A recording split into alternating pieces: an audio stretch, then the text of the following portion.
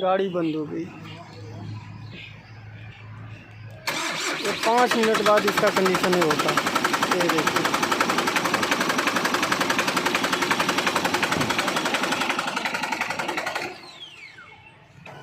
मारा मारा।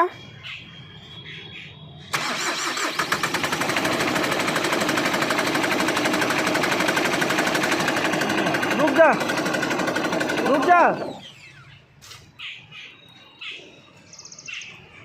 मारा।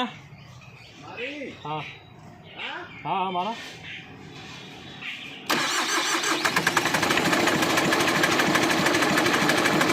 बस बस, कलच छोड़ दो। बंद कर। बंद कर। वो पाना थोड़ा आई नेटे को निकाल ला, ठीक है बस इधर काम। और अभी इस गाड़ी का इंजन बन के आया है, कहीं बना है भैया, कहीं बनवाए थे, और इंजन का पूरा काम हुआ। अभी आप लोगों को पूरा खोल के हम दिखाएंगे।